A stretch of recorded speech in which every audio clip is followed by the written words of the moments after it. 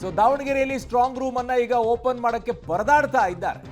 Full strong ಆಗಿ ಹಾಕ್ಬಿಟ್ರೇನು ಅದನ್ನ. Strong room ಅಂದಮೇಲೆ ಸ್ಟ್ರಾಂಗ್ ಆಗಿ ಇರಬೇಕಲ್ಲ. ಸೊ ಹಾಗಾಗಿ ಕೀ ಸಿಗದೆ ಒದ್ದಾಡ್ತಾ ಇದ್ದಾರಂತೆ.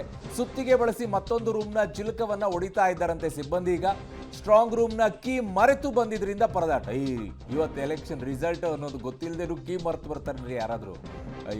ಸುಮ್ಮನೆ ಕಳ್ಕೊಂಡಿದಾರ ನೋಡಿ ಒಂದ್ಸಲ. ಸ್ಟ್ರಾಂಗ್ ರೂಮ್ನ ಕೀ ಸಿಗದೆ ಈಗ ಪರದಾಡ್ತಾ ಇದ್ದಾರಂತೆ. ಒಡೆಯುವಂತ ಕೆಲಸವನ್ನ ಮಾಡ್ತಾ ಇದ್ದಾರೆ. ಕನಿಷ್ಠ ಜ್ಞಾನ ಇಲ್ಲದೆ ಇರುವಂತವ್ರು ಎಲ್ಲ ಇದಾರಪ್ಪ. ಅಲ್ಲಿ ಕೀನೇ ಮರ್ತಂದ್ರೆ ಜವಾಬ್ದಾರಿ ಹೊತ್ಕೊಂಡವ್ರು ಯಾರು ಅವ್ರನ್ನ ಮೊದಲು ಸಸ್ಪೆಂಡ್ ಮಾಡ್ಬೇಕು. ಇಲ್ಲ ಅಂದ್ರೆ ಎಷ್ಟು ಬೇಜವಾಬ್ದಾರಿಯಿಂದ ವರ್ತಿಸ್ತಾ ಇದ್ದಾರೆ ಅಂತ ನೋಡಿ. ನಿರ್ಲಕ್ಷ್ಯದ ಪರಮಾವಧಿ ಇದು. ಪಾಪ ಅವರು ಇವಾಗ ನೋಡಿ ಸುತ್ತಿಗೆ ತಂದು ಅದನ್ನು ಒಡೆದು, ನಾನು ಆರಂಭದಲ್ಲಿ ಕೇವಲ ಈ ಮರದ ಪಟ್ಟಿಗಳನ್ನ ಗೋಡೆ ಡೋರ್ಗೆ ಹಾಕಿದ್ದಾರೆ ಅದನ್ನು ತೆಗಿತಿದ್ದಾರೆ ಅಂತ ಅಂದ್ಕೊಂಡೆ. ಬಟ್ ಹಂಗಲ್ಲ, ಕೀನೇ ಇಲ್ಲ ಅವ್ರ ಹತ್ರ.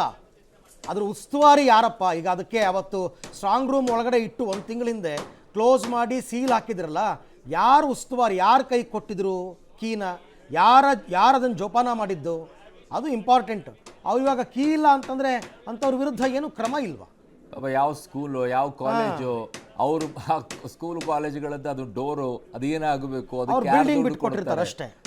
ಇನ್ನು ನೆಕ್ಸ್ಟ್ ಕೊಡೋಕ್ಕೆ ಹೋಗಲ್ಲ, ನಮ್ಮ ಬೇಡ ಬೇಡ ಅಂತ ಹೇಳ್ತಾರೆ. ಈ ಥರ ಎಲ್ಲ ನಿರ್ಲಕ್ಷ್ಯವನ್ನ ಮಾಡಿಕೊಂಡು ತೋರಿಸ್ತಾ ಇದ್ದಾರೆ ನೋಡಿ. ಅಲ್ಲಿ ಈ ಥರ ಕೀ ತೆಗಿಯೋಕ್ಕಾಗದೆ, ಕೀ ಇಲ್ವಂತೆ, ಕೀ ಮನೇಲಿ ಬಿಟ್ಟು ಬಂದ್ರಂತೆ. ತರೋದಲ್ವೇನ್ರಿ? ಅದನ್ನು ತರೋಕ್ಕಾಗಲ್ಲ, ಯಾಕಂದರೆ 8 ಗಂಟೆಗೆ ಶುರು ಆಗಬೇಕಲ್ಲ. ಅದಕ್ಕೆ ಒಡೆದಾಕುವಂಥ ಕೆಲಸ ಮಾಡ್ತಾ ಇದ್ದಾರೆ. ಎಂಥ ನಿರ್ಲಕ್ಷ್ಯ, ಎಂಥ ಬೇಜವಾಬ್ದಾರಿ ಅಂತ ನೋಡ್ಕೊಳ್ಳಿ.